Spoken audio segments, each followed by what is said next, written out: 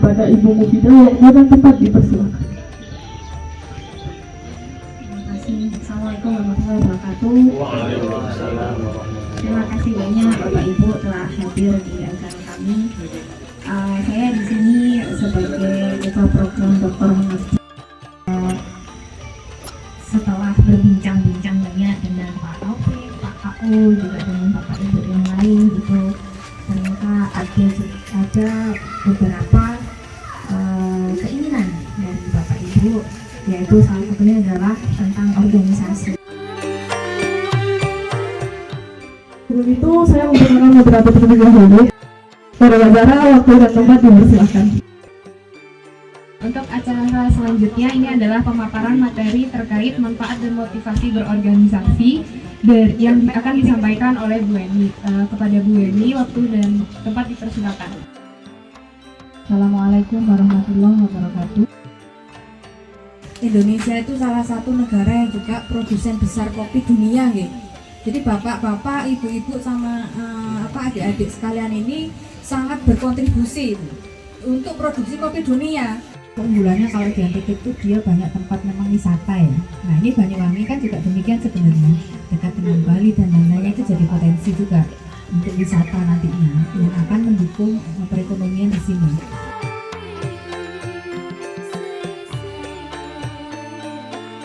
Materi yang kedua yang akan dibawakan oleh Bapak Muhammad Nuh mengenai materi organisasi. Bismillahirrahmanirrahim. Assalamualaikum warahmatullahi wabarakatuh. Bapak dan Ibu, saya Muhammad Nuh. Tadi dikenalkan oleh Bu Zahra ya. Opo Lampir itu adalah pelengkapnya.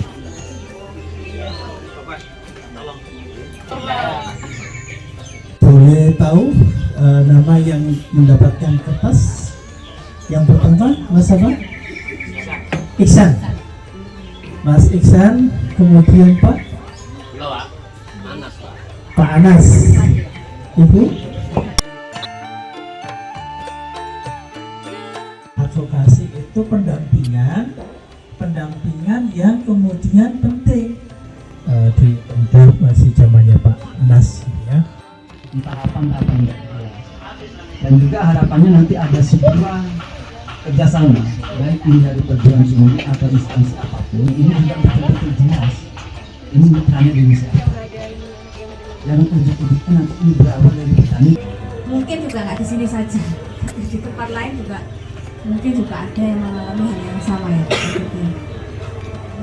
Yang pertama tadi Pak Taufik, yang terkait dengan apa yang sebaiknya kami lakukan gitu, atau apa yang kira-kira bisa dilakukan gitu, dalam artian untuk agar kita itu bisa ini loh. Itu bisa, kami bisa. Jadi ketika ini ada tertulis, maka kami punya tanggung jawab untuk terus mendampingi kelompok tani ini untuk maunya seperti apa. Dan pendampingan yang diinginkan juga harus jelas. Pendampingan yang bagian apa, seperti itu.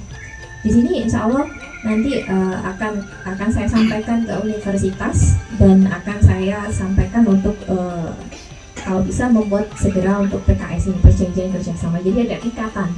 Jadi ikatanya tidak hanya ngomong, tapi tertulis seperti itu. Ketika yang sudah tertulis maka sudah jelas kita akan terus mendampingi Bapak Ibu semua sampai yang diinginkan yang seperti apa. Sampai tentu yang sama-sama organisasi kelompok tani kopi hijau ini kuat dan Universitas Brawijaya juga bisa berkontribusi di situ. Seperti itu. Kemudian untuk untuk beberapa alat dan sebagainya ini yang akan kami berikan dalam kegiatan misalnya Dokter Mengerti ini memang itu untuk semua orang, bukan untuk per individu.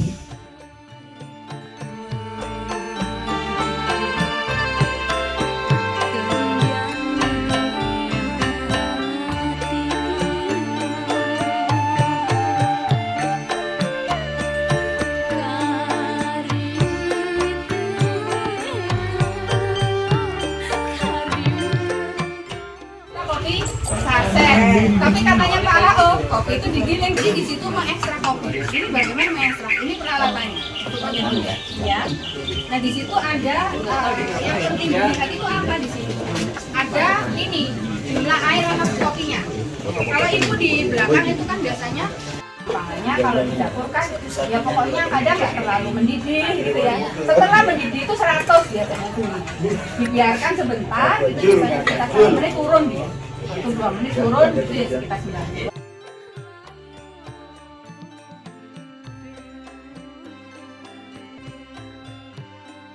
Ya agar dia terekstrak. Panen kopi bahaya ya. Coba.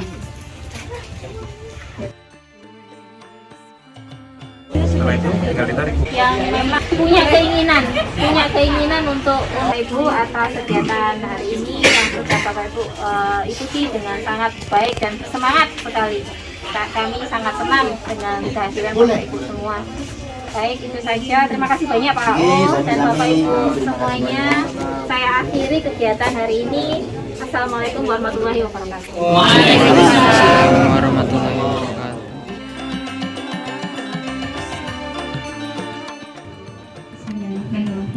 Terima kasih Bapak Ibu semua telah menyempatkan waktunya untuk hadir di kegiatan hari ini. Kali ini kami akan banyak membahas tentang pengendalian hayati Bapak Ibu. Pengendalian hama penyakit melimpah dan tidak digunakan. Jadi di sini kami sempat kemarin membicarakan hal tersebut, misalnya dengan menggunakan batok kelapa. Pakai di sana dulu. Kalau misalnya, nah besok akan ada pelatihan untuk yang besar. Nah, Bapak Ibu sekalian, seperti yang ada di depan, bahwa ternyata yang menjadi faktor kenapa sih produksi tanaman itu bisa turun, ternyata tidak hanya masalah hama penyakit, Bapak Ibu sekalian. Yang paling penting sekarang yang menyebabkan kenapa ya kok PBKO-nya semakin banyak, kok semakin sulit dikendalikan, ada satu hal yang paling berperan Bapak Ibu. Apa Bapak Ibu? Iklim, cuaca, perubahan iklim. Di sini sering hujan nggak Pak? Tiap hari. Tiap hari. Padahal daerah sana sudah kering sekali Pak. Ini tiap hari. Di sini hampir setiap hari. Ada pengaruhnya tidak Pak dengan penyakit yang penyakit karat daun? Jadi asap steril dihasilkan dari pembakaran bahan-bahan tersebut. Syaratnya apa? Bahan-bahan tersebut harus kering. Karena kalau basah dibakar, apinya pasti mati.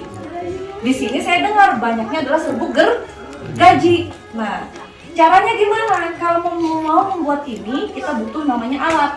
Alatnya namanya pirolisator. Bagian-bagiannya tadi Bapak Ibu sudah dapat. Yang besar ini adalah tempat pembakarannya. Di bagian dalamnya ada modifikasi seperti ini. Kenapa harus dibuat seperti ini Bu? Supaya panasnya dari bawah sampai ke atas rata Bapak Ibu.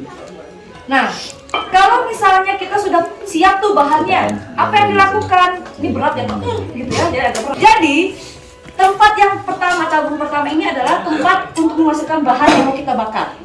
Jadi contoh serbuk gergaji, kita masukkan Pak ke dalam sini. Kalau bisa kita padatkan, jangan sampai ada ruang. Oke, kemudian setelah padat, kita kita tumbuk-tumbuk ya sampai padat, lalu kita tutup.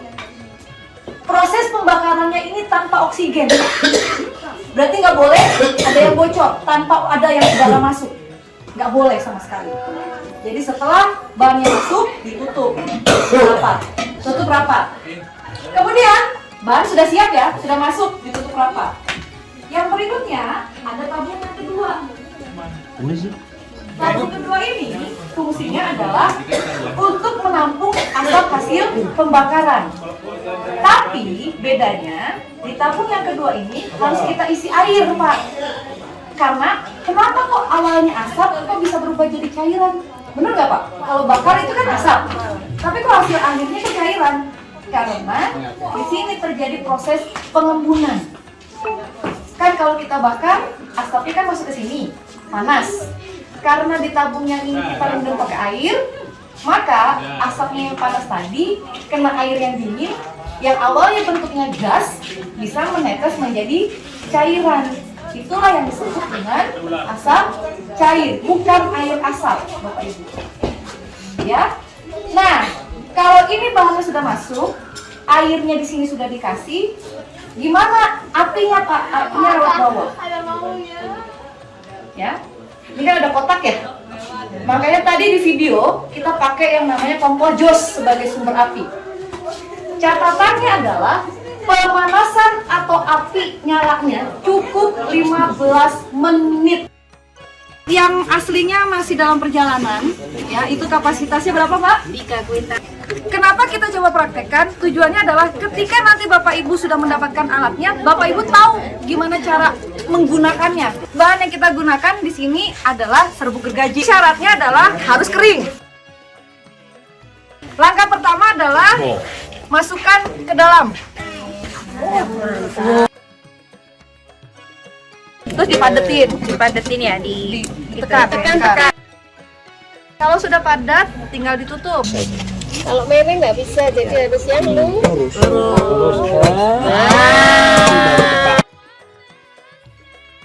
Ini harus terendam air. Ini posisinya tabungnya gedap. Iya, harus terendam. Oke, dah siap. Baru api masuk. Nyalain apinya 15 menit saja. Setelah 15 menit, api dimatikan.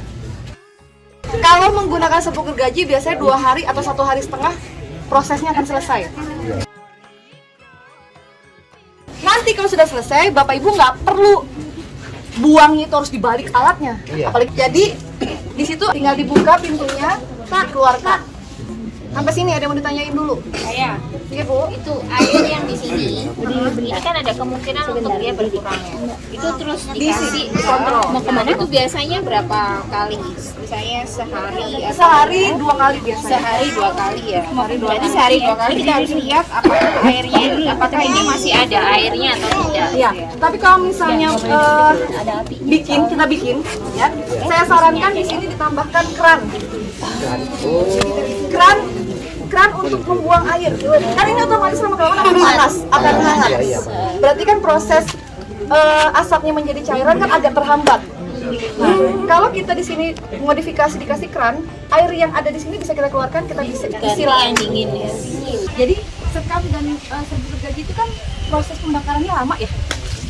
Jadi panasnya itu yang kita gunakan untuk mensterilkan tanah yang ada di sekitaran tanaman yang tadi sakit, supaya ketika ada hujan, biasanya ada aliran air kan bawa juga kan Pak. Jadi ketika nanti musim hujan dan lain-lain, sumber pengopi itu tidak akan terbawa ke